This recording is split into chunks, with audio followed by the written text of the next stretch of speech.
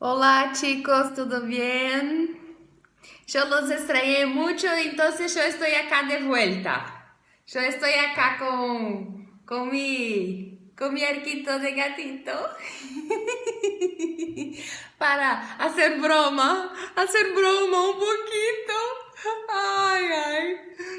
Bueno, ahora nosotros vamos a hablar sobre esclerosis sistémica o esclerodermia. Es también una enfermedad inmunitaria y tiene todas aquellas afectaciones, todos aquellos ciclos de inflamación. Entonces, la primera pregunta que siempre viene a la mente es, ¿qué es entonces la esclerodermia? Es una fibrosis sistémica excesiva progresiva que afeta la piel, ganglios linfáticos, riñones, corazón, músculo, pulmones y tubo digestivo. La esclerosis sistémica se caracteriza por tres cosas principales. Yo voy a decir a vos. Inflamación crónica, que se cree que es el resultado de la autoinmunidad. Daño generalizado de los vasos sanguíneos pequeños. Fibrosis intersticial y perivascular progresiva en la piel y en múltiples órganos. O sea, por eso que tiene el nombre sistémica, ¿no? Claro, ¿no? Entonces, no está solo en la piel, pero en muchos órganos. Los pacientes poseen afectación cutánea, insuficiencia renal, insuficiencia cardíaca, insuficiencia pulmonar,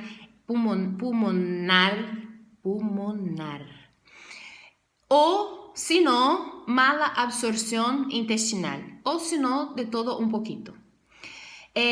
Más frecuente en mujeres, 3 mujeres para un hombre, entre los 50 a los 60 años de edad. La esclerosis sistémica es dividida en 2 categorías principales: la esclerodermia difusa y la esclerodermia limitada. O sea, yo tengo la difusa y yo tengo la limitada. Vamos a hablar sobre la esclerodermia difusa. Es caracterizada por una afectación cutánea generalizada al inicio, pero con progresión rápida y afectación visceral temprana. Empieza en la piel, pero después va a los órganos, por eso que el nombre es difusa. La esclerodermia limitada, la afectación se limita a la piel, a los dedos, antebrazo y rostro. La afectación visceral ocurre tardíamente, es algo cuando la enfermedad está muy grave. Por lo tanto, el curso clínico es relativamente benigno porque se está solo en la piel.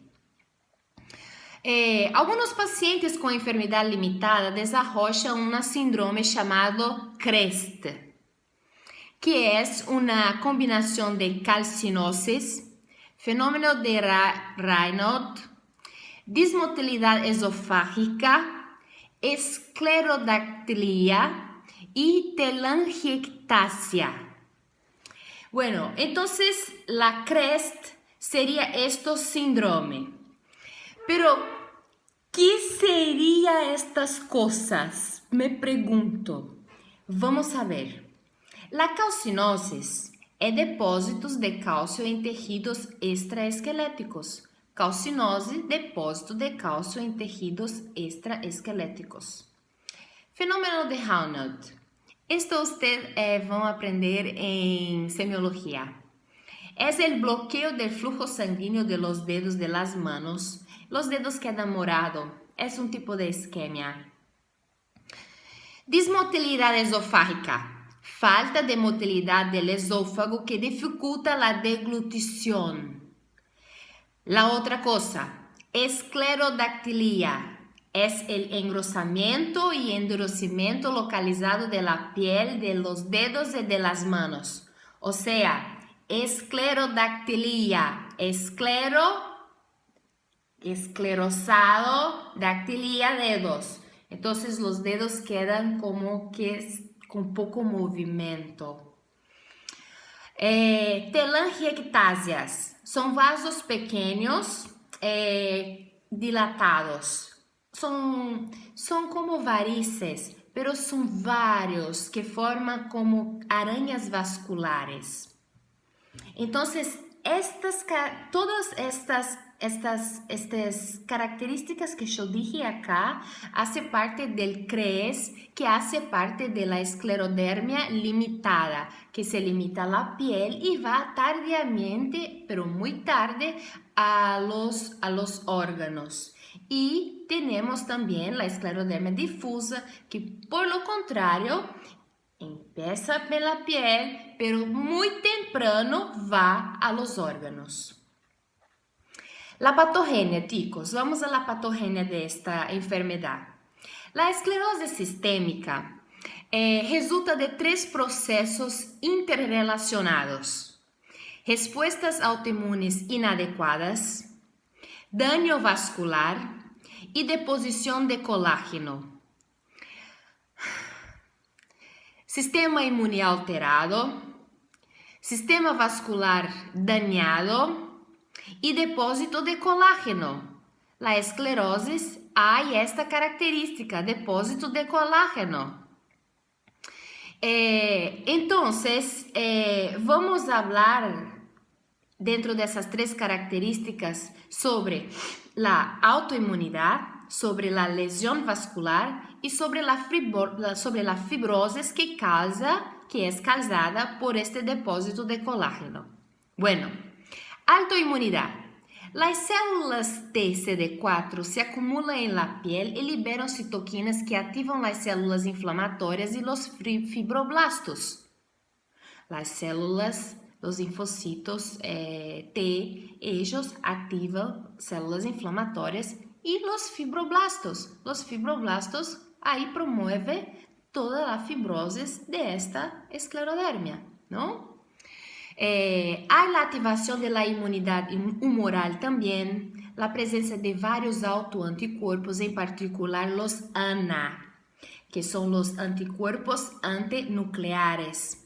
Si usted se recuerda, los ANA están presentes en el lupus eritematoso sistémico, que es muy característico de ellos, de esta enfermedad, que proporciona información de diagnóstico y pronóstico, o sea, la esclerodermia con presencia de los ANA, segundo las características además que apresenta en la clínica, un factor de diagnóstico.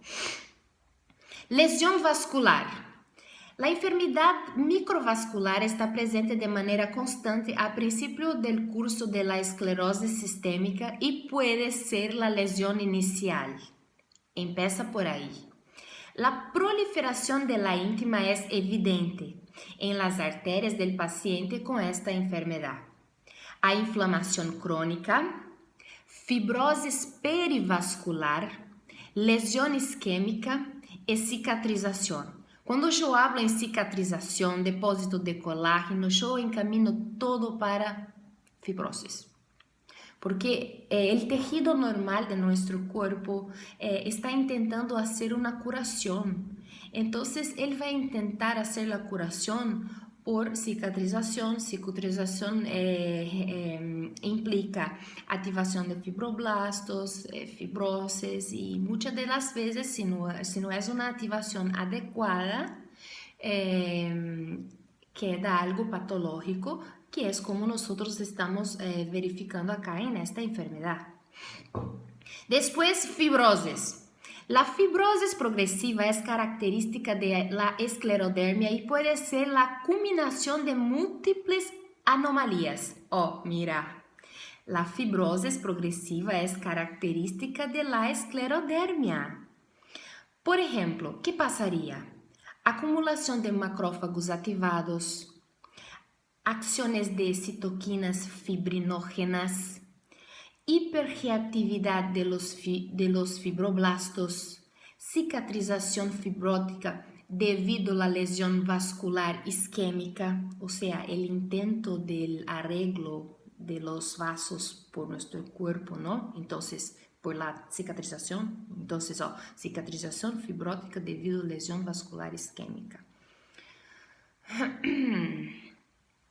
Bueno, yo acá, leí explicando la patogenia.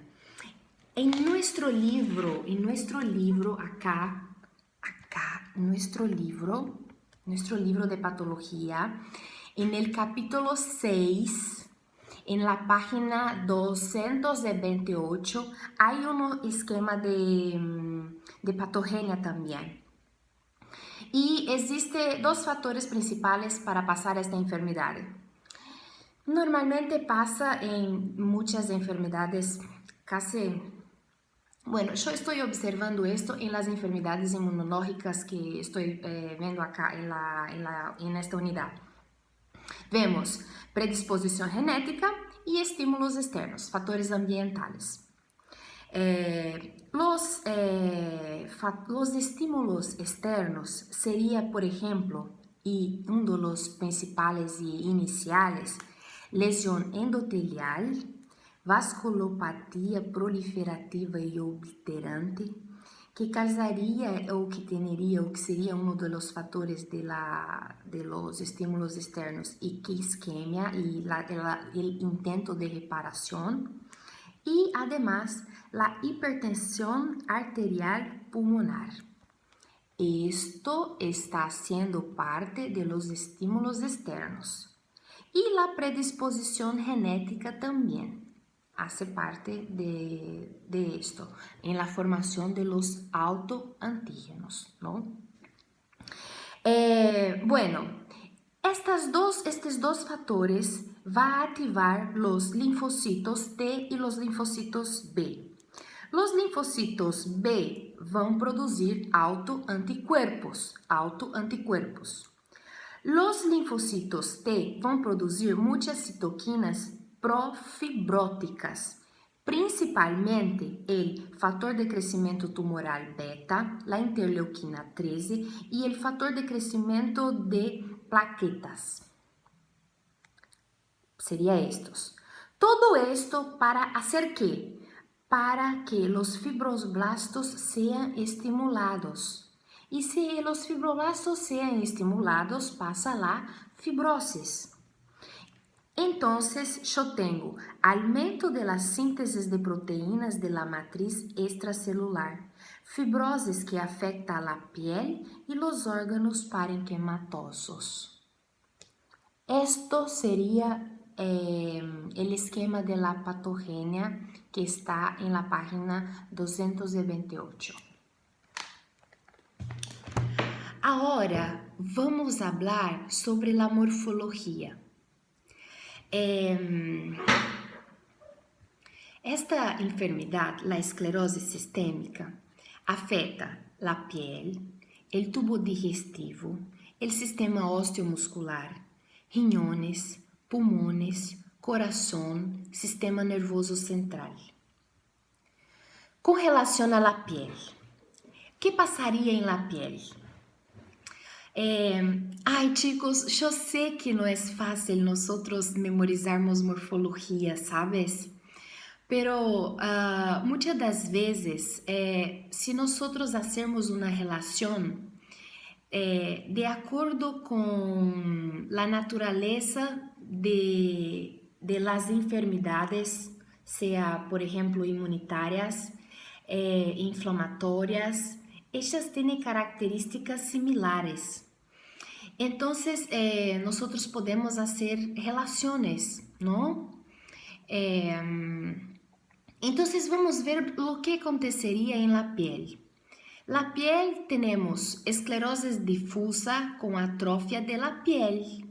Ok, la esclerosis, ¿qué va a pasar? Va a pasar con que la piel quede atrofiada, va a quedar así, como que menor, ¿no? Atrofiada, arrugada, ¿no? Edematosa de aspecto pastoso también, la parte subcutánea, ¿no? Infiltrado linfocitário perivascular, edema e degeneração de fibras de colágeno com fibrose progressiva, engrossamento hialinovascular, oclusión parcial de la luz vascular, o sea, la inflamación, la degeneración es tan grande que llega a un punto que hay la oclusión de la luz vascular.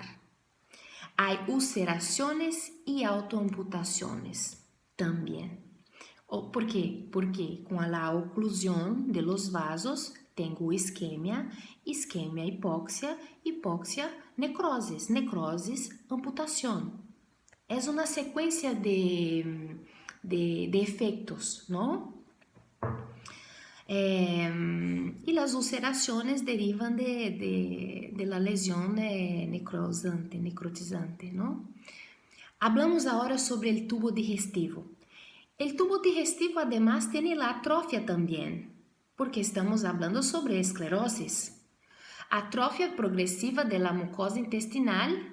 E quando eu tenho uma atrofia, que tenho? Inflexibilidade. La superfície de la piel queda inflexible. La superfície de la mucosa intestinal queda inflexible. ¿No? Se eu tenho mi trato gástrico inflexible e esclerosado, eu vou ter reflujo gastroesofágico. Metaplasia de Barrett, ustedes van a estudiar esto cuando en la unidad de tubo digestivo 1.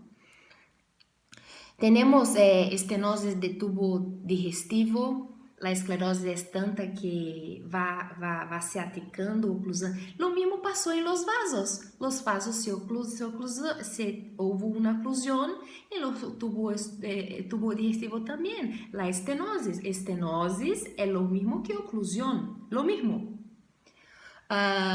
Colagenización excesiva de la lámina propia y de la submucosa. Colagenización es lo mismo o parecido por depósito de colágeno, ¿no? En la lámina propia, en la parte inferior ali de la mucosa. ¿Recuerda histología? Y submucosa también, lámina propia. Sistema osteomuscular. ¿Qué tenemos ahí? Sistema osteomuscular. Inflamación, hipertrofia, hiperplasia de la sinovial, fibrosis tardía, pero sin destrucción articular. En este caso de la esclerosis, no tengo destrucción de la articulación. En el riñón. Riñón es importante, muy importante el riñón. ¿Qué pasa en el riñón? Hay lesiones vasculares, engrosamiento de la íntima como resultado del depósito de material mucinoso o colágeno. O sea, en los glomérulos yo voy a tener engrosamiento de la íntima de ellos, ¿no? Tengo necrosis fibrinoide, trombosis e infarto, insuficiencia renal. Necrosis fibrinoide, trombosis, infarto, insuficiencia renal. Toda una secuencia de fatos. Pulmones. Afectación en más de 50% con fibrosis intersticial e hipertensión pulmonar. Fibrosis, hipertensión. Corazón. Pericarditis con derrame. Fibrosis de miocardio. Engrosamiento de las arteriolas. Todo el endotelio, toda la íntima de los vasos, sea de corazón, sea de pulmón, sea de riñón, ellos van a quedar engrosados. Engrosamiento hialino. Sistema nervioso central. Lesiones arteriolares. Lesiones arteriolares. O sea, en las arteriolas también va a tener lesiones. Y neuropatías periféricas, o sea, los nervios periféricos, ellos también van a tener afectación, también van a ser esclerosados. La misma patogenia va a pasar en los nervios periféricos. La clínica, estamos en la clínica. Bueno, la clínica sería ¿qué? Un engrosamiento cutáneo cutâneo, rigidez cutânea, inflexibilidade mucosa, esto. Fenómeno de Raynaud, que eu dije antes, vasoconstricción episódica de las arterias y de las arteríolas de las extremidades, de los dedos, manos, pies. Creo que pasa con más frecuencia en las manos. Disfagia devido a la fibrosis esofágica e hipomotilidade intestinal, dolor abdominal, obstrução intestinal, síndrome de mala absorção. É óbvio, eu vou ter dolor, la mucosa gástrica intestinal está esclerosada, tengo dolor, voy a empezar a ter obstrucción, lo que como no va a pasar, no va a haber el tránsito gástrico adecuado, síndrome de mala absorción, lo que yo como no va a ser bien absorvido, porque la mucosa está dañada. Como vai haver boa absorção se a mucosa está danhada? Pérdida de peso. Não tenho absorção nutricional, perco peso. Anemia. Dificuldades respiratórias. El pulmão fibrótico. Dificuldade respiratória. Disfunção cardíaca. Pericardites, derrame cardíaco. Disfunção cardíaca, fibrose miocárdica, arritmias, insuficiência cardíaca. Se mis glomérulos estão com os vasos dañados, que vou ter?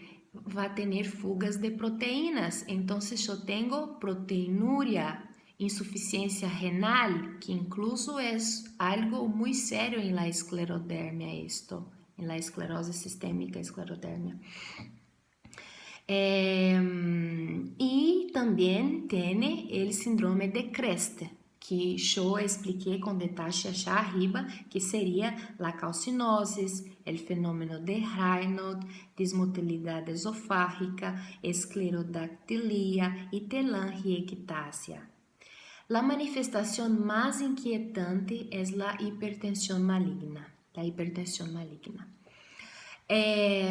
Chicos, esta es la esclerosis sistémica, esclerodermia. Es una enfermedad de carácter fibroso, colagenoso, donde los fibroblastos son las dianas del sistema inmunitario. El sistema inmunitario hace una interacción para activar los fibroblastos para que toda esta esclerosis, todas estas fibroses, toda esta inflamación, esa liberación de citoquinas pueda pasar para generar esta enfermedad. Bueno, terminamos com esclerose sistêmica. Repassamos já e, bueno, tchau e que tenha lindo final de semana e Deus bendiga e que estudem muito e que seja demasiado útil estas informações para vocês. Eu oro a Deus para que seja muito demasiado útil para vocês, ¿vale? E que enriqueça o conhecimento, que Deus bendiga, que nós nos recordemos todas estas coisas, ou a maioria, orar para nos olvidarmos lo mínimo possível, ¿no? Lo mínimo possível. Bueno, está bien. Chao, besos a todos. Chao.